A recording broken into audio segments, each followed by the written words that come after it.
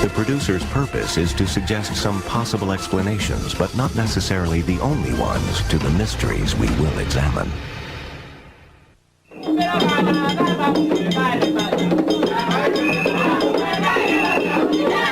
The ceremony mingles the demons of humanity's oldest fears with elements of a young religion. The result is a faith filled with the spirits of good and evil and tinged with magic.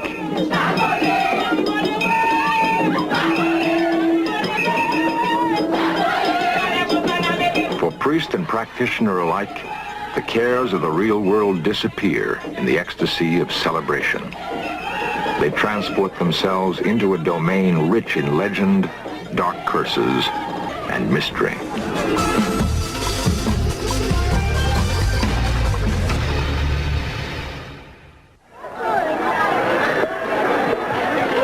When Christopher Columbus anchored off the tip of Haiti in 1492, the island was proclaimed the land that possessed everything in the world a man can want. Almost 500 years later, the promise has dimmed. French colonizers plundered Haiti, using slaves to wrench sugar and coffee from the soil. Today, for all its richness, the descendants of slaves live in the poorest country of the Americas. The second oldest republic in the Western Hemisphere, Haiti is the only nation ever to leap from slavery to sovereignty in one bloody step.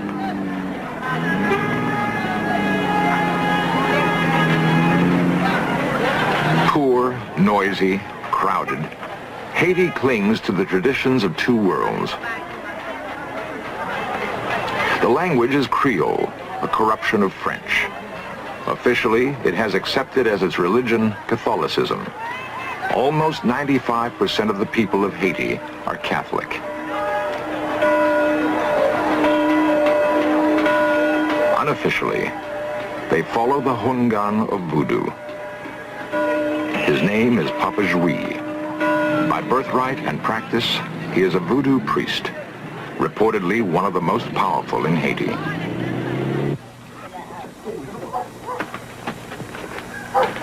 The parish of Papa Jouy perches atop a dusty hillside on the outskirts of Port-au-Prince, Haiti's capital city. No electric lines feed the houses, no pavement covers the roads, no plumbing carries in fresh water or drains the wastes. In two crude temples atop a small cliff, Voodoo thrives.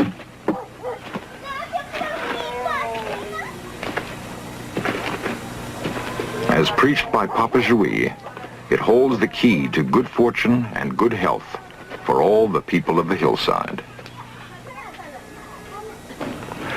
When an expert is asked what lies behind the practice of voodoo, the inevitable answer is it cannot be explained. It must be experienced. What we committed to film, therefore, is voodoo as it is rarely seen by strangers. Voodoo as it is felt by the people who live through its precepts.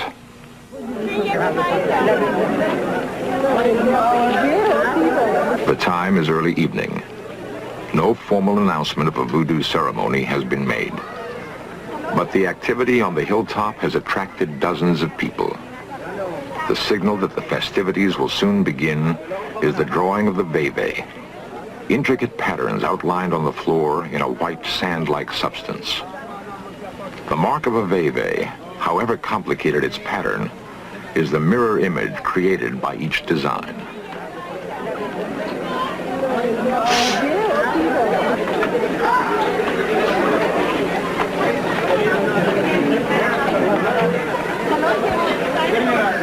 Papa Jouy has established tonight as a Rada ceremony, a celebration of white voodoo. The drums are set to call forth a galaxy of smiling, optimistic spirits who bring with them good luck and good tidings. It is believed that the measure of a priest is his ability to summon the spirits. So Papa Jouy takes extraordinary care to design the proper atmosphere. The drums are believed to have junto, a divine spirit. The veve are drawn in honor of the life force inside the drums.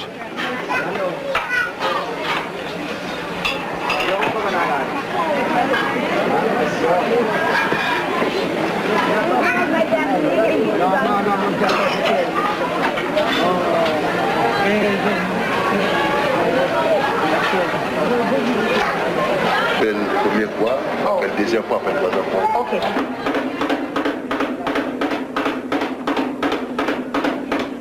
Each drum has a unique pitch and rhythm it keeps.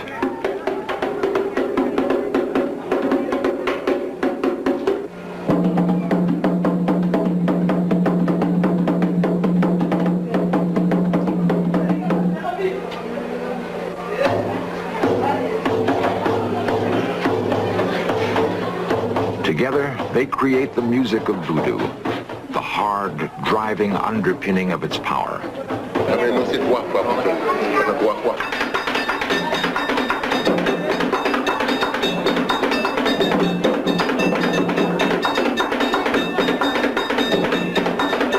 In the Rada, the white ceremony, all is joyous, and the children are allowed to participate.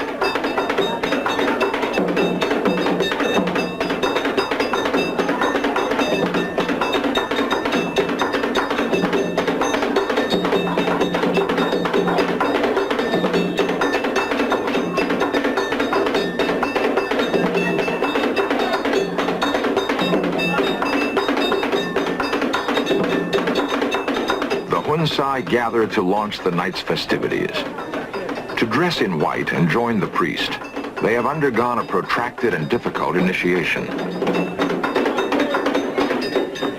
They have become insiders in the world of voodoo and can expect a larger share of good fortune.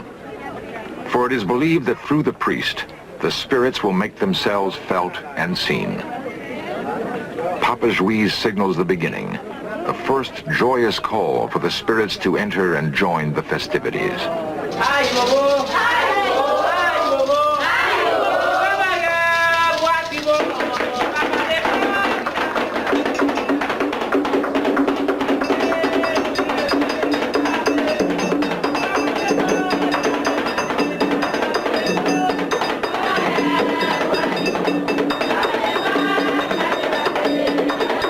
From the cadence of the drums comes a moving force that burrows into the human psyche. The bass voice of the biggest drum, the manman, awakens perceptions and feelings that overwhelm the participant. To hear the sound is to feel voodoo.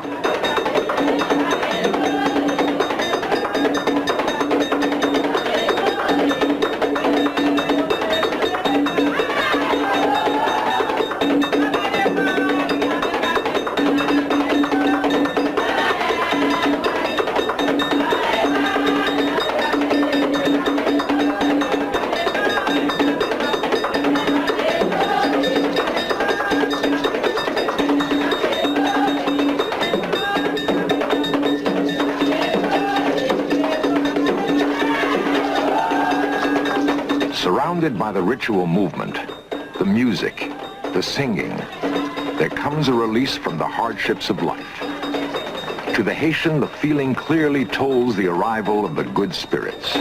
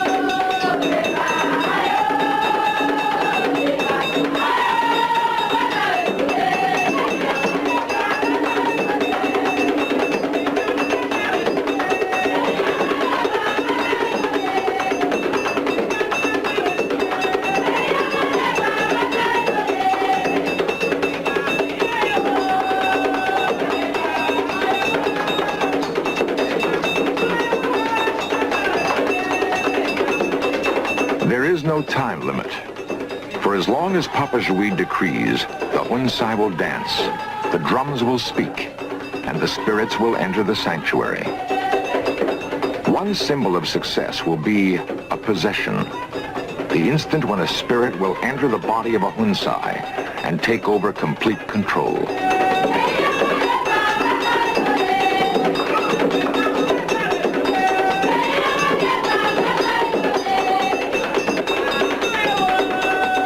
possession occurs. A principal Hunsai goes rigid. Her body is beyond her own control. Now, through her, the spirit is believed to speak and act, and good will come of it, for this is Rada, white voodoo.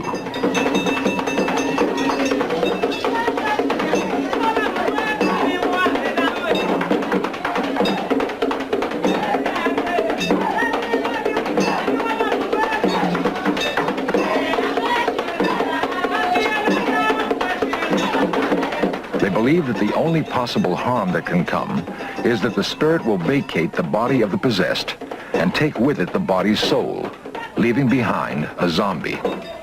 Tonight, that will not happen. Tonight is Rada. Tomorrow night is Petro, the red ceremony, the celebration of the angry spirits, when anything can happen. During ages of intricately woven superstition, the role of Papa Jui, the Hungan, has been tainted by the black arts of the magician.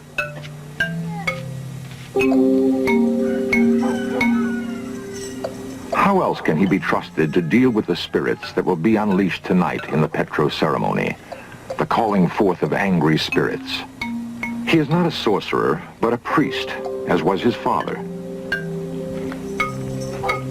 Through study and purification, he has achieved an exalted role among his people. Each day, he is called on to produce cures and spells. He banishes demons and applies curses to wrongdoers. It seems a difficult task for so common appearing a man. His sanctuary holds the peculiar blend of elements that have become voodoo. Catholicism has been adapted to the warp of African magic. A roll call of saints mingles in a liturgy filled with the likes of Baron Samedi, overlord of the dead. In the innermost stronghold of the Petro sanctuary, the walls bear dire threats. Vengeance is a part of voodoo. To arouse anger against an enemy, it is said that 2 nails must be driven into the beam of his house after a family member has died. Then the dead spirit will be trapped, and in his wrath, he will turn against his former kin. Werewolves abound in voodoo literature. So do vampires, normal people by day, blood-sucking terrors by night. For those who believe in voodoo, the living dead are also real, the zombie. They haunt the nightmares of almost every Haitian child. Papa Jui must cast spells and create amulets. He is required to interpret dreams and to reach into the future to predict events. Tarot cards and talismans are part of his working paraphernalia. Often he will be asked to give immunity from sorcerers. In complicated ritual, he will receive a lock of hair and fingernail clippings, place them in a bottle with a part of the person's soul, and presto. So long as the bottle is protected, the person is safe from sorcerers.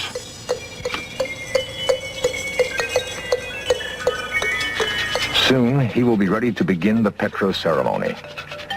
It is crucial that all goes well, for the anger that might be set afoot is awesome.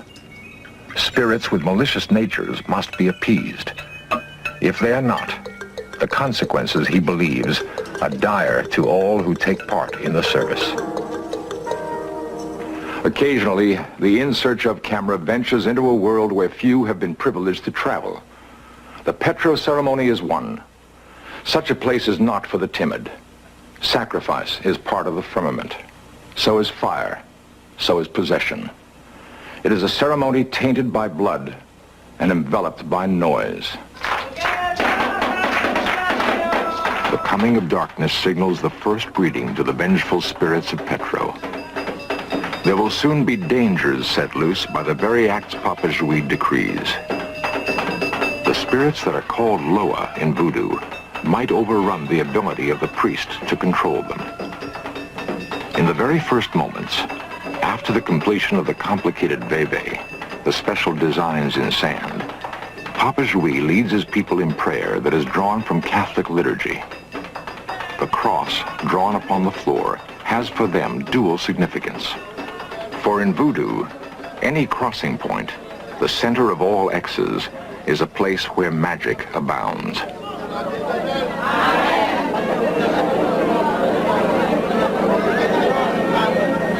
There exists a great gulf between the people and the spirits which they try to appease.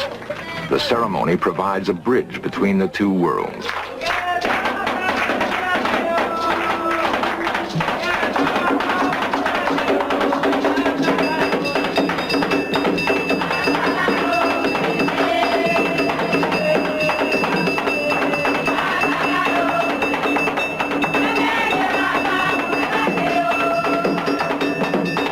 The very act of touching the animal brings each person closer to his God.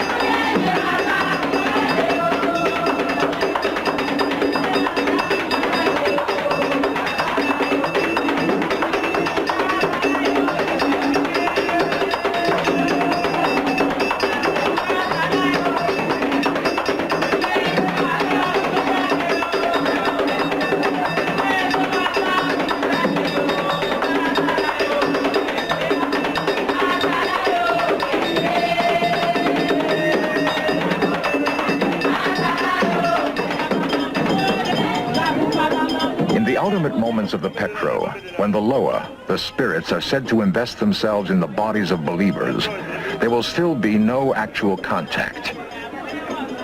In Voodoo, in order to be possessed, the person's own spirit must first leave. The gods are separate beings. A god and a person cannot occupy the same space at the same time.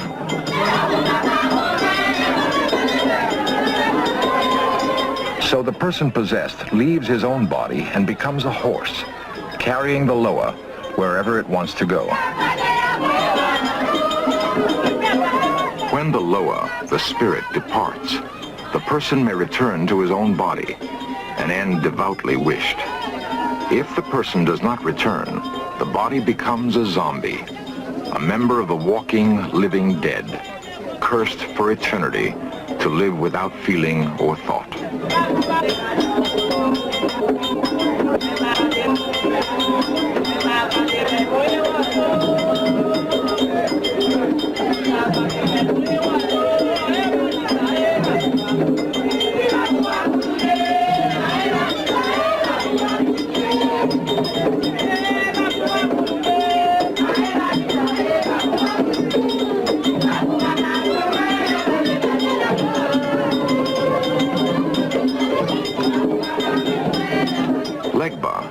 The spirit who makes communication possible with the other gods is present. He has opened the door to possession, and the so-called horses are carrying the spirits around the sanctuary.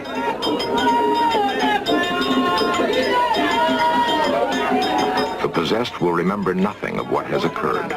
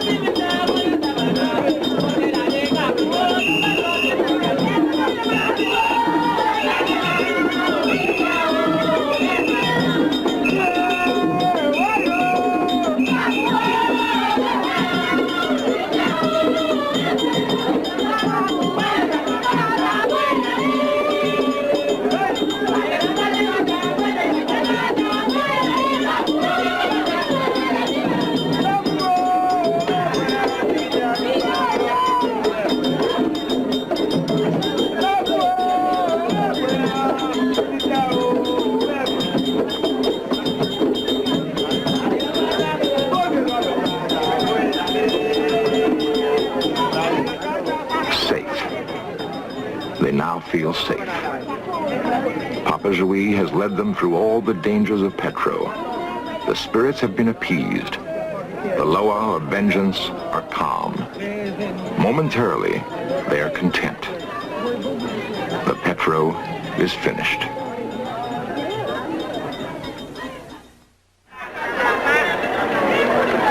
The crowded, noisy, ragged world of Haiti breeds the demons of voodoo.